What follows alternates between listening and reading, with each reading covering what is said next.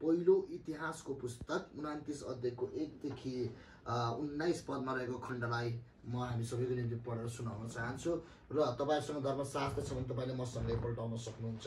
यहाँ शीर्षक दिएको छ मन्दिर निर्माणको लागि भेटी। तपाईहरु सबैले ध्यानपूर्वक सुन्न सक्नुहुन्छ। त्यसपछि राजा दाउदले सारा समुदायलाई भने, मेरा छोरा सोलोमन कलिलै उमेरका सोलोमनलाई नै परमेश्वरले चुन्नु भएको छ। यो काम महान छ, किनकि यो भवन मानिसको निम्ति होइन तर परमप्रभु परमेश्वरको निम्ति हो।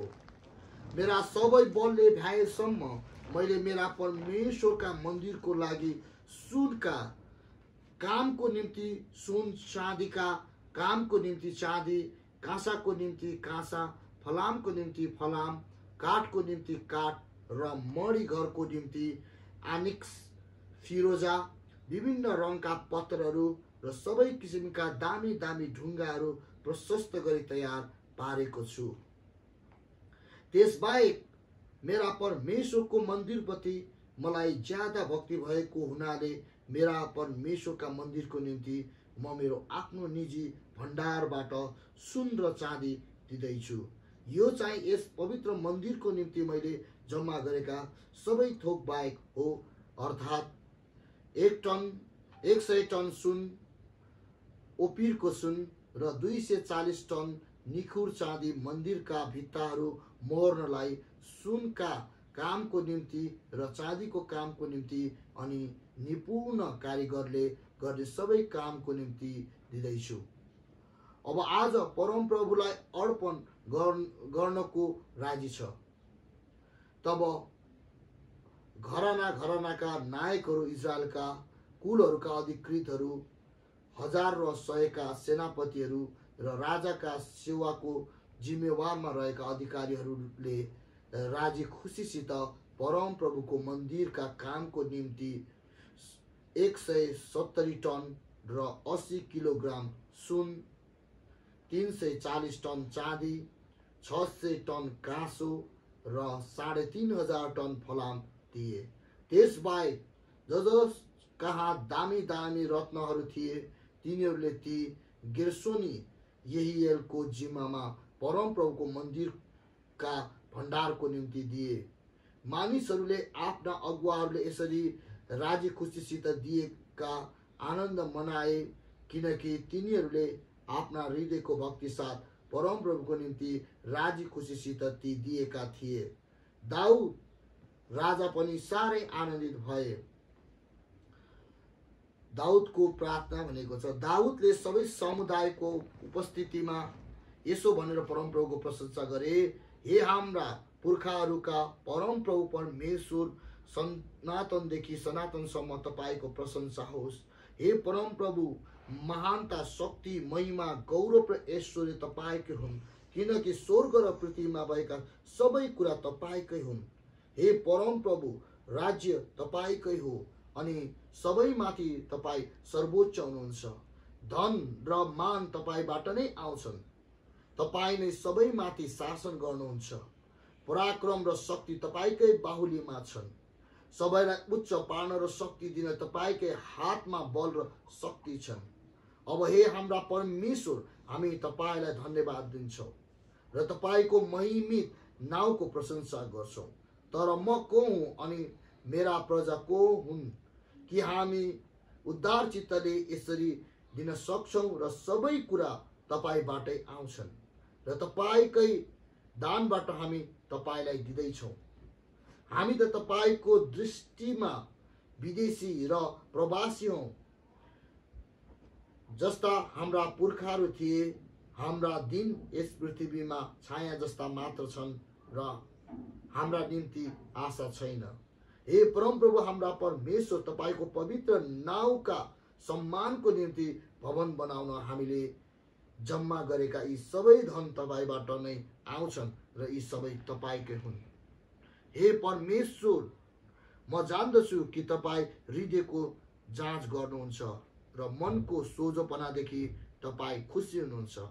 साँचो हृदयले सबै राजी खुसीसित यी सबै दान तपाईमा टक्राएका हुँ। यहाँ उपस्थित भएका तपाईका प्रजाले राजी खुसीसित टक्राएको देख्दा अब मलाई आनन्द लागेको छ। हे हाम्रा पुर्खा अब्राहम, इसाक र इस्राएलका परमेश्वर, तपाईका प्रजाको यो अभिप्राय सधैँको निम्ति कायम राख्नुहोस् र तिनीहरूका हृदयलाई तपाईतिर खिच्नुहोस्। मेरा छोरा सोलोमनले तपाईका आज्ञाहरू, तपाईका धार्मिक नियम र तपाईका विधिहरू भक्ति साथ पालन गर्न अनुग्रह दिनुहोस् र तिनले ती सबै पूरा गर्न सकूं र तिनले त्यो भवन निर्माण गर्न सकूं जसको निम्ति मैले सबै कुरा तयार पारिराखेको छु। आमेन। त्यतिखेर चाहिँ समयसम्म पनि परमेश्वरको कुनै मन्दिर बनाइएको थिएन अथवा परमेश्वरको निम्ति कुनै पनि परमेश्वरको भवन निर्माण गरिएका थिएन। त्योभन्दा अगाडि मोसाको समयदेखि उनीहरू तम्बुमा रहन्थे, पालमा रहन्थे अनि पालमा रहने भएको कारणले गर्दाखेरि उनीहरूको किनभने आफ्नो कुनै पनि जग्गा थिएन, आफ्नो कुनै प्रतिज्ञा गरिएका राज्य उनीहरूसँग थिएन अनि उनीहरू आफ्नो प्रतिज्ञा गरेको राज्य नभएको कारणले गर्दाखेरि मोसाको समयदेखि उनीहरू पालमा बस्दथे अनि जुन जुन ठाउँमा गएर उनीहरूले पाल लगाउँथे त्यहाँनिर परमेश्वरको त्यहाँ ट्रेबरनेकल भनेर हामीले इङ्ग्लिसमा हामी हेर्न सक्छौँ, जसलाई हामी ट्रेबरनेकल भन्दछौँ, परमेश्वरको मन्दिर अथवा भेट हुने पाल भनेर जसलाई चाहिँ उल्था गरिएको छ बाइबलमा। अनि त्यस प्रकारको हुँदथ्यो अनि उनीहरूको आफ्नो जग्गा नभएको कारणले गर्दा परमेश्वर उनलाई जुन प्रतिज्ञा गरेको भूमिमा लानुभयो अनि त्यो भूमिमा प्रतिज्ञाको भूमिमा उनीहरू टेकिसकेपछि जहाँ चाहिँ नि उनीहरूलाई परमेश्वरले विजय गर्न जोसुवालाई विजय दिनुभयो परमेश्वरले अनि जोसुवाको साथसाथै ती 12 कुलहरूले पनि त्यो राज्यहरू गरे र त्यस बाँकी भएका अन्य दायाँ बायाँका अरू साना साना राज्यहरू बाँकी थिए जसलाई पनि दाउद राजाले ती सबैलाई उहाँले नष्ट पारेर आफ्नो राज्य खडा गर्नुभयो। र त्यसै मात्र नभइकन उनीहरूले पाल त्यो एउटा कुनै पनि त्यो चाहिँ पर्मानेन्ट कुरा होइन, एउटा टेम्पररी कुरा हो। पर्मानेन्ट भनेको सधैँभरि रहने दिगो रहने कुरा भएन। त्यसकारणले गर्दा दाउदलाई परमेश्वरले दर्शन दिनुभयो र दाउदलाई एउटा इतिहासमा रच्नको निम्ति, इतिहासमा परमेश्वरको मन्दिरलाई सधैँको निम्ति जीवन्त बनाइराख्नको निम्ति दाउद राजाले परमेश्वरको मन्दिर बनाउनको निम्ति दर्शन जब परमेश्वरबाट पायो त्यसपछि दाउद राजाले परमेश्वरको मन्दिर बनाउने योजना बनायो र योजना मात्र बनाएन, त्यसको निम्ति चाहिने सबै थोकहरू पनि उहाँले जुटाउनु भयो। एउटा दुःखको कुरा, दाउद राजालाई परमेश्वरले मन्दिर बनाउनको निम्ति, त्यसको योग्य बनाउनको निम्ति अथवा मन्दिर बनाउनलाई परमेश्वरले त्यो मौका दिएन, किनभने दाउद राजा एउटा योद्धा थिए र उहाँले युद्धको क्रममा आफ्नो राज्य जित्ने क्रममा त्यस्ता धेरै शत्रुहरूलाई उहाँले नाश गरेको थियो र त्यही कारणले गर्दाखेरि दाउदले परमेश्वरको भवन बनाउन सक्नु भएन, किनकि उहाँको हात युद्धमा, रणभूमिमा उहाँको हात रङ्गिएको थियो। त्यसैले गर्दाखेरि परमेश्वरले सोलोमनलाई परमेश्वरको मन्दिर बनाउनको निम्ति उहाँले जिम्मा लगाइदिनु भयो। तर सोलोमनलाई परमेश्वरको मन्दिर बनाउनलाई चाहिने जति पनि थोकहरू थिए, सुन, चाँदी, त्यहाँ भएका बहुमूल्य पत्थरहरू र त्यहाँनिर चाहिँ फलामहरू, काठपातदेखि लिएर हरेक कुराहरू चाहिँ दाउद राजाले तयार गरिदिनु भएको थियो। सामानहरू तयार थिए तर निर्माण गर्नको निम्ति मात्र बाँकी रहने उहाँले बनाउनु भएको थियो र त्यसै अनुसार सोलोमन राजाले मन्दिर बनाएका कुराहरू हामी इतिहासमा देख्दछौँ। आज आज्ञाकारी मण्डली पनि 2013 को जब मण्डलीको स्थापनादेखि लिएर आज 2021 सम्म आइपुग्दाखेरि त्यस्ता तम्बुहरू धेरै ठाउँमा लगाइए, त्यस्ता तम्बुहरू धेरै ठाउँमा हामीले बनायौँ। कहिले हामीले सुरुमा संगति गर्ने बेलामा ओडा कार्यालयको गाईको गोठबाट संगति सुरु गऱ्यौँ, जुन गोठमा गाईलाई राखिन्थ्यो अनि त्यो एकदम फोहोर थियो, हामीले त्यसमा सफा गऱ्यौँ किनकि 2000 भाडा तिर्नु पर्ने थियो र त्यो 2000 भाडाको निम्ति पनि हामीले 10 चोटि सोचेका थियौँ कि हाम्रो मण्डलीका पैसाले 2000 भाडा हामी तिर्न सक्छौँ कि सक्दैनौँ र त्यो कुराहरू गर्नको निम्ति हामीले खटेर काम गरेका छौँ। पास्टर प्रेम अनि हाम्रो चाहिँ एल्डर बासु कार्की, हाम्रो प्रकाश भाइ, म लगायत त्यहाँ हाम्रा मण्डलीका व्यक्तिहरूले हामीले आफ्नो कामहरू गऱ्यौँ र त्यो कुरा पनि केही वर्षपछि त्यो पनि हटेर गयो र हामीले त्यो भत्काउने भयो, एयरपोर्टले त्यो जग्गा लिने भयो, त्यो घर लिने भयो, भत्काउन पर्ने भयो। त्यसपछि आपतकालीन रूपमा हामीहरू फेरि हामी लोकन्तली स्थितको त्यहाँ हामी त्यो निलो पुलको छेउमा गयौँ अनि त्यहाँनिर एउटा टहरालाई भाडामा लियौँ अनि त्यो टहराको साइडमा भट्टीको पसल थियो भने त्यसको साइडमा हाम्रो सङ्गति थियो। केही समय परमेश्वरले हामीलाई त्यो ठाउँमा रहन दिनुभयो, दुःख सुखमा हामीले त्यहाँ पनि सङ्गति गऱ्यौँ अनि फेरि परमेश्वरले त्यो ठाउँबाट पनि फेरि उठाएर हामीलाई जडीबुटीमा उहाँले हामीलाई 6 वर्ष उहाँले जति राख्नुभयो। लगभग 6 वर्षको अन्तराल छ अहिले हामी त्यहाँ रह्यौँ र त्यसपछि फेरि अहिले त्यहाँको जग्गाधरीले म घर बनाउँछु तिमीहरू उठ अनि फेरि हामीले अहिले भत्काएका छौँ, उठाएका छौँ। अब थाहा छैन परमेश्वरको योजना के छ। प्रियहरू हो, परमेश्वरको योजना जहिले पनि तपाईँ र मेरो योजना भन्दा महान छ। तपाईँ र म जहिले पनि सानो कुरामा मात्र सोध्छौँ भने परमेश्वर तपाईँ र मेरो निम्ति ठुलो कुरा दिन चाहनुहुन्छ।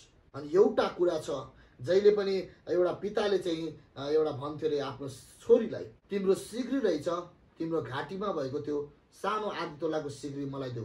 तर तिमीले चाहिँ के सोच्दै रहेछ, होइन मेरो बाउलाई म कहाँ सिग्री दिने, मसँग भएको आधी तोलाको सिग्री कहाँ दिने बाउलाई, म दिन्न। बाउले जहिले पनि भन्छ छोरी तेरो घाँटीमा भएको आधी तोलाको सिग्री मलाई दे, अनि छोरीले जहिले पनि भन्ने रहेछ म दिन्न, किनकि यो सिग्री मसँग भएको सुनमा आधी तोला मात्रै छ, म दिन्न। अनि जुन दिन त्यो छोरीले बाउलाई त्यो सिग्री फुकालेर दियो त्यसको भोलिपल्ट बाउले त्यो सिग्रीलाई 1 तोलाको सिग्री बनाएर छोरीको हातमा दियो। किनकि छोरीले सोचिरहेको थियो कि मैले यो मेरो आधी तोलाको सिग्री बाउलाई दियो भने मेरो बाउले खान्छ अनि मेरो सम्पत्ति सिद्धिन्छ, मसँग भएको सुनको जगेर्नाको त्यो आधी तोला पनि रहँदैन भन्ने उसको सोच थियो। तर जुन दिन उसले त्यो आधी तोलाको सिग्री बाउले बारम्बार भन्दा पनि नदिरहेको सिग्री थियो, त्यो सिग्री जब उसले बाउलाई दियो, तर बाउको योजना चाहिँ के थियो भन्दाखेरि छोरीको घाँटीमा भएको सिग्री सानो भयो, यसलाई मोटो खाले सिग्री दिनु पर्दछ, उसलाई राम्रो खाले सिग्री म दिन्छु भन्ने योजना रहेछ। तर जुन दिन त्यो छोरीले त्यो सिग्री बाउको हातमा दियो अनि बाउले त्यसलाई 1 तोलाको सिग्री बनाएर उसको हातमा दिँदा तब मात्र छोरीलाई थाहा भयो कि मेरो बाउको योजना मसँग भएको आधी तोलाको सिग्री खाने होइन, मेरो आधी तोलाको सिग्रीलाई 1 तोला बनाएर दिने रहेछ। आज तपाईँ र मेरो जीवनमा पनि यस्तै चुनौतीका कुराहरू हुँदछ। मसँग 10 रुपियाँ मात्र छ मेरो खल्टीमा, परमेश्वरलाई कहाँ भेटिदिने, मसँग 1000 रुपियाँ मात्र छ, कहाँ प्रभुलाई दिने, मसँग आधी तोला सुनको मात्र औँठी छ, त्यो पनि मेरो विवाहको, कहाँ परमेश्वरलाई दिने। प्रियहरू, संसारमा महान सेवकहरूले आफ्नो वेडिङका रिङहरू बेचेर आफ्ना मण्डलीका कामहरू गरेका छन्। यसको मतलब यो होइन कुनै पास्टरले सुनै लगाउँदैन भन्न खोजेको होइन। पास्टर अगुवाहरूको हातमा सुनको औँठी विवाह गरेको नदेख्नुको पछाडि के छ भन्ने कुरा तपाईँ हामीले सोच्नुपर्छ। अविवाहित भएर चाहिँ हे पास्टर बाको विवाह भएको छैन भने अरू केटीहरू खेला हिँड्नलाई सुक्री नलगाएको होइन, औँठी नलगाएको होइन। उसले त्यो औँठी कहाँ खर्च गरेको छ, कुन ठाउँमा खर्च गरेको छ, त्यो परमेश्वरलाई मात्र थाहा हुन्छ। प्रियहरू, हामी त्यही छोरी जस्तो भएका छौँ। आफूसँग भएको थोक हामी परमेश्वरलाई दिन चाहँदैनौँ, तर हामी चाहिँ सोच्छौँ मसँग भएको थोक मैले परमेश्वरलाई दिएँ भने म रित्तिन्छु। तर परमेश्वरको योजना तपाईँ र मेरो जीवनमा प्रशस्त मात्राको जीवन दिनु हो, प्रशस्त मात्रामा तपाईँ र मलाई उपभोग गर्न थोकहरू दिनु हो। तर तपाईँ र म जहिले पनि सानो कुरामा नै हामीहरू यसरी हात बाँधेर बस्छौँ अनि हाम्रो पिताबाट हामीले पाउने ठुलो ठुलो कुरा गुमाइरहन्छौँ। जहिले पनि पिताको योजना तपाईको निम्ति असल मात्र हुन्छ, पिताको योजना तपाईको निम्ति जहिले पनि बेटर एन्ड द बेस्ट भन्छ। तर हामी पिताको योजनालाई हामी कहिले हाम्रो जीवनमा पूरा गर्न दिँदैनौँ, हामी हात बाँधेर बस्छौँ। तर आज यहाँ परमेश्वरको भवन निर्माणका कुराहरू जुन छन्, आज तपाईँ र मेरो आज्ञाकारी मण्डलीको पनि अब भवन निर्माण हुँदैछ, प्रियहरू।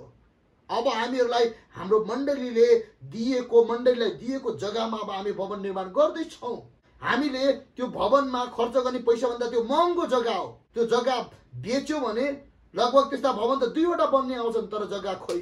अहिले हाम्रो मण्डलीलाई चाहिरहेको, अहिले हामीले बजेटलाई हेर्ने हो भने हामीलाई 25 लाखको बजेटको आवश्यकता परेको छ। ठुलो परियोजनामा छ, तर हामीलाई विश्वास छ परमेश्वरले जुटाउनुहुन्छ र परमेश्वरको भवन निर्माणको निमित्त तपाईँले केही दिनु भएन भने परमेश्वरले त्यहाँबाट कुनै अचम्मको काम गर्न उहाँले गर्नुहुने छैन। किनकि तपाईलाई थाहा छ जब दाउद राजालाई परमेश्वरले भवन निर्माण गर्नको निम्ति जब दर्शन दिनुभयो, दाउद राजाको सम्पत्तिले त्यो कुरा चाहिँ पुग्थेन। दाउद राजासँग भएको सुन चाँदी उहाँको बहुमूल्य पत्थरले त्यो कुराहरू निर्माण गर्न सक्छन् थिएन।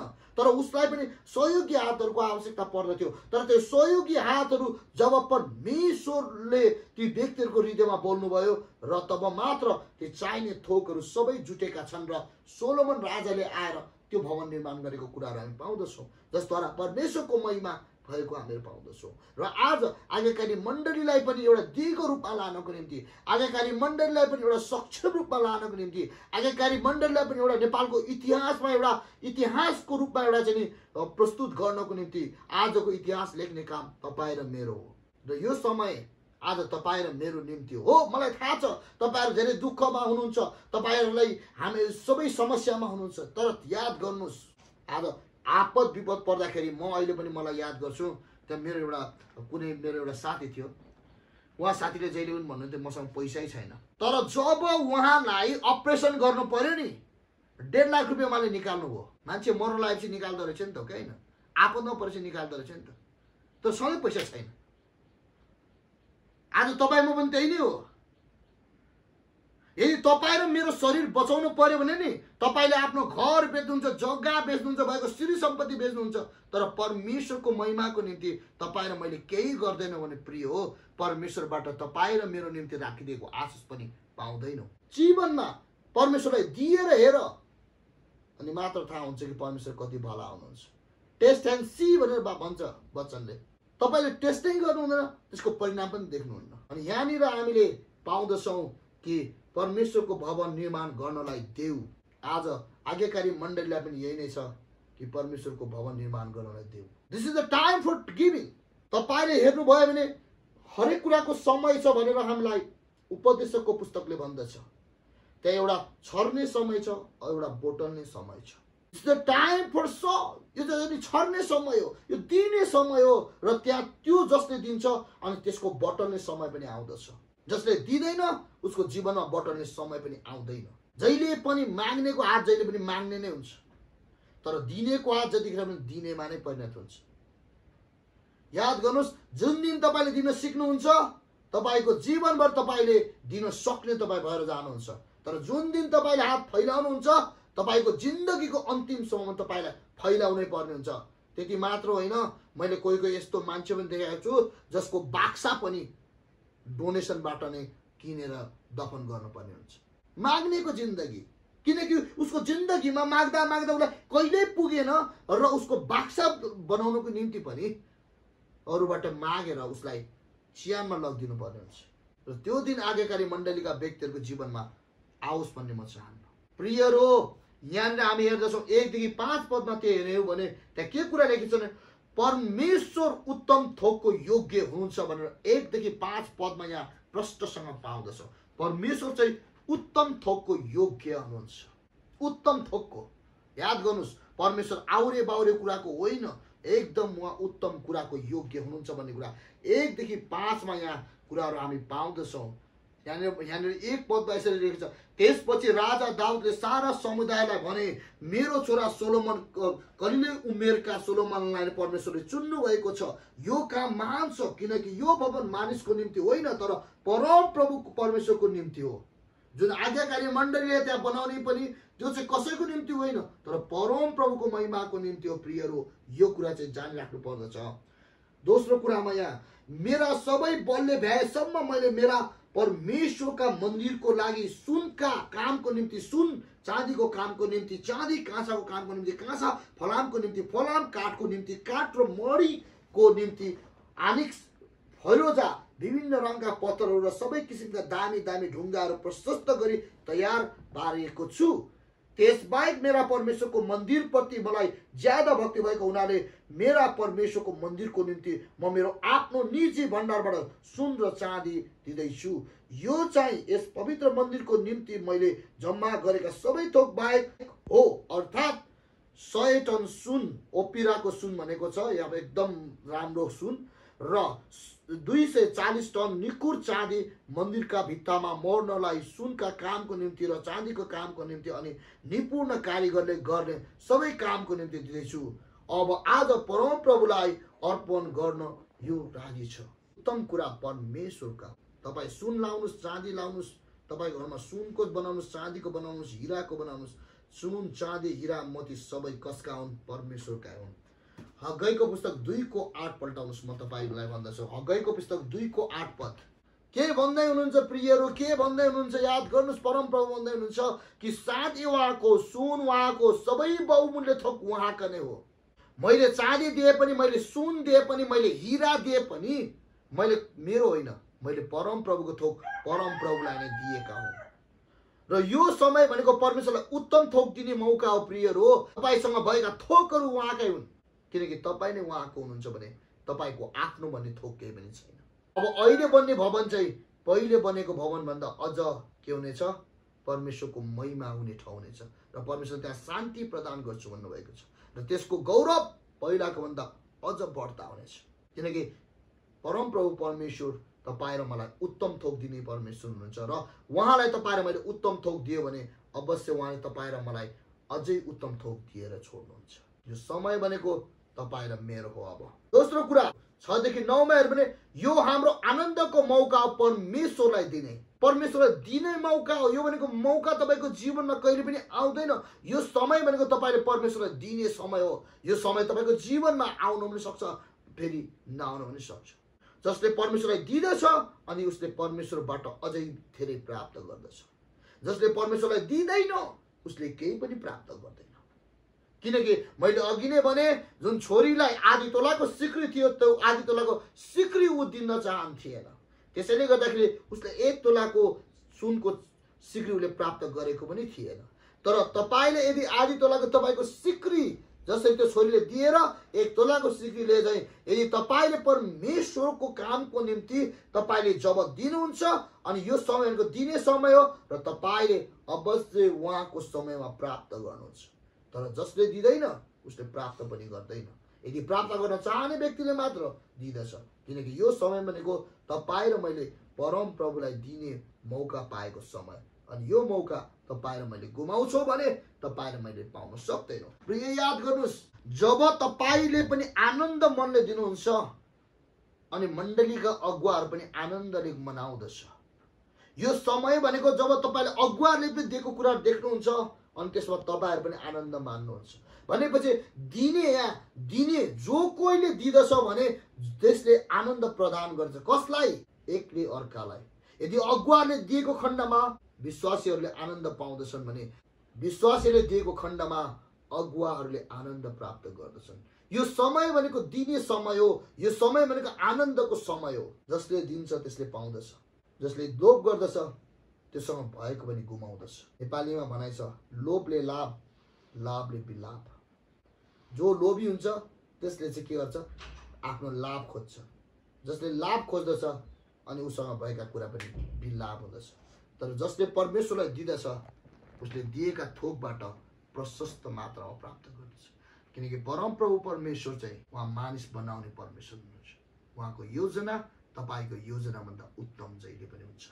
प्रियहरू, यो समय भनेको तपाईँ र मैले दिने मौका हो, परमेश्वरलाई दिने मौका। यो मौका तपाईको जीवनबाट नगुमाउनुस्। तपाईले दिनुस् र प्राप्त गर्नुस्। यदि तपाईँ प्राप्त गर्न चाहनुहुन्छ भने तपाईले दिएर हेर्नुस् अनि मात्र प्राप्त गर्दछौ। म दोस्रो कुरिन्थीको पुस्तक 9:6 देखि 8 सम्म पढ्न चाहन्छु। उद्धार चित्तले छड्नु भन्ने शब्दको टाइटलमा यहाँ शीर्षकमा दिएको छ। तर कुरा यही हो कि थोरै छर्नेले थोरै नै कट्ने गर्दछ र प्रशस्तसँग छर्नेले प्रशस्तसँग कट्ने गर्दछ।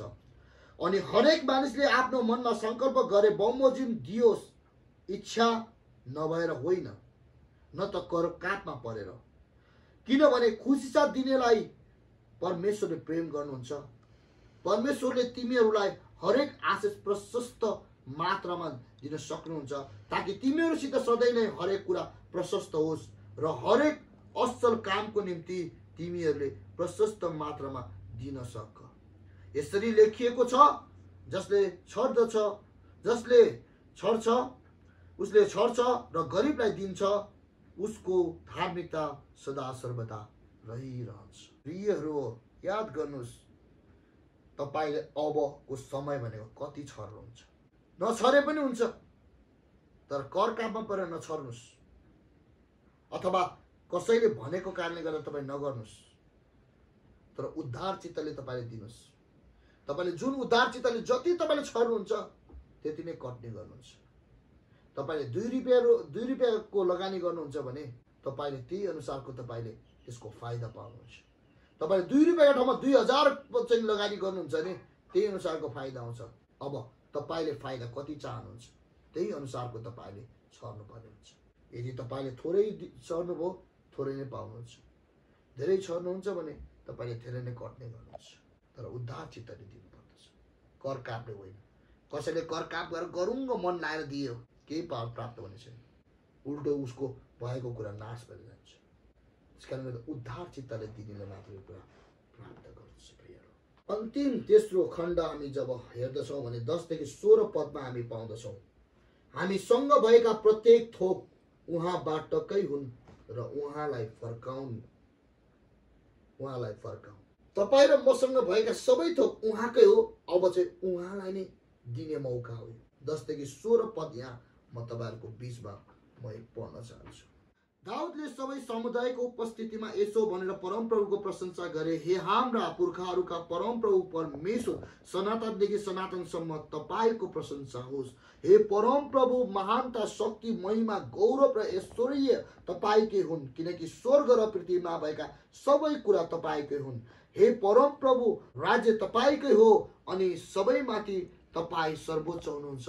धन र मान तपाईँबाट नै आउँछन्, तपाईँ नै सबैमाथि शासक हुनुहुन्छ। पराक्रम र शक्ति तपाईँकै बाहुलीमा छन्, सबैलाई उच्च पार्न र शक्ति दिन तपाईँकै हातमा बल र शक्ति छन्। अब हे हाम्रा परमेश्वर, हामी तपाईँलाई धन्यवाद दिन्छौँ र तपाईँको महिमित नाउँको प्रशंसा गर्दछौँ। तर म को हुँ अनि मेरा प्रजा को हुन् कि हामी उद्धार चित्तले यसरी दिन सक्छौँ? सबै कुरा तपाईँबाटै आउँछन् र तपाईँकै दानबाट हामी तपाईँलाई दिँदैछौँ। हामी त तपाईँको दृष्टिमा विदेशी र प्रवासीहरू हौँ, जस्ता हाम्रा पुर्खाहरू थिए। हाम्रा दिन पनि यस पृथ्वीमा छाया जस्ता मात्र छन् र हाम्रा निम्ति आशा छैन। हे परमप्रभु हाम्रा परमेश्वर, तपाईँको पवित्र नाउँमा हामीले जम्मा गरेका यी सबै धन तपाईँबाट नै आउँछन् र यी सबै तपाईँकै हुन्। प्रियहरू, तपाईँ र म पनि यस पृथ्वीमा छाया जस्तो मात्र छौँ। तपाईँले यूहन्नाको पुस्तक 1:3 र 4 हेर्नुभयो भने उहाँद्वारा बनिएर बनिएका सबै थोक पनि उहाँ बिना नै बनिएन। उहाँमा जीवन थियो र त्यो जीवन मानिसको ज्योति थियो। प्रिय, याद गर्नुहोस्, सबै थोक उहाँले बनाउनु भयो भनेपछि सबै थोकको मालिक पनि उहाँ नै हुनुहुन्छ।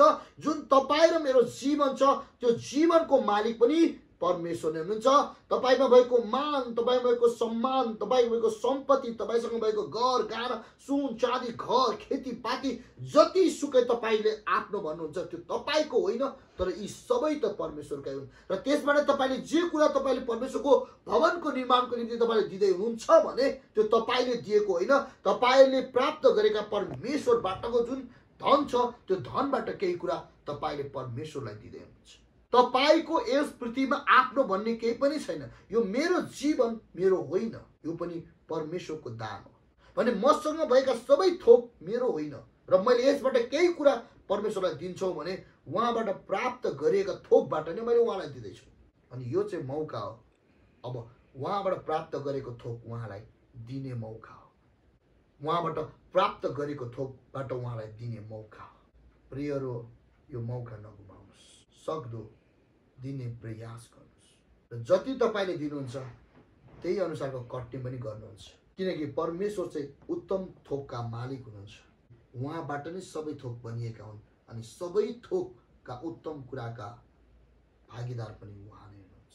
चाहे सुन चाँदी हिरा मोती, चाहे पन्ना, विभिन्न बहुमूल्य पत्थरहरू, जे जस्तै कुराहरू भए पनि यी सबै बनाउने उहाँ नै हुनुहुन्छ र यसको मालिक पनि उहाँ नै हुनुहुन्छ। र तपाईँ र मसँग जे छ त्यसबाट हामी केही कुरा उहाँलाई दिँदैछौँ भने पनि त्यो उहाँकै हो, हामी उहाँलाई फिर्ता गर्दैछौँ।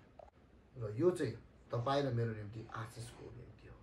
जब मण्डलीले केही कुरा बाँड्दैछ भने नि लाइन लागेर मान्छेले यतिकै लाइनमा आउनुपर्छ। तर जब मण्डलीले केही कुरा माग्दैछ भनेपछि पछाडि फर्केर जान्छ। याद गर्नुहोस् प्रियहरू, प्राप्त गर्नु मात्र जिन्दगी उद्देश्य होइन, दिन पनि सिक्नुपर्छ। मैले भने माग्ने व्यक्तिको जिन्दगी नि उसलाई बाक्सा पनि मागेरै मान्छेले चाहिँ पुर्दिनु पर्ने हुन्छ।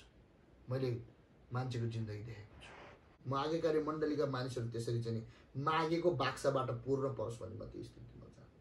तर जुन दिन तपाईँले दिन सुरु गर्नुहुन्छ, हरेक हालमा तपाईँ दिन सक्ने हुनुहुनेछ, हरेक हालमा तपाईँले दिइरहेको हुनेछ र हरेक हालमा तपाईँले दिन योग्यको तपाईँ हुनुहुन्छ। किनकि परमेश्वरले यही नै भन्नुभएको छ, म तिमीहरूलाई शिर तुल्याउनेछु, पुच्छर होइन। तिमीलाई माग्ने होइन, म दिने तुल्याउनेछु। तर हामीले दिन सुरु गर्दैनौँ भने कहिले पनि दिने हुँदैनौँ। माग्छौँ र थाप्छौँ भने माग्ने र थाप्ने मात्र हुन्छ जहिले पनि। अनि दिने दिन कहिले पनि आउँदैन तपाईँको जीवन। दिन सिक्नुहोस्। जुन दिन तपाईँले दिन थाल्नुहुन्छ अनि तपाईँले दिने बानी गर्नुहुन्छ अनि तपाईँ दिन सक्ने भएरै जानुहुनेछ। अनि जीवनको अन्तिम घडीसम्म पनि तपाईँ दिने नै हुनुहुन्छ। त्यस कारणले गर्दा तपाईँ र म दिने सक्ने हुनुपर्दछ। म चाहन्छु मेरो आज्ञाकारी मण्डलीका जनहरू प्रशस्त मात्रामा दिन सक्ने हुनुपर्छ।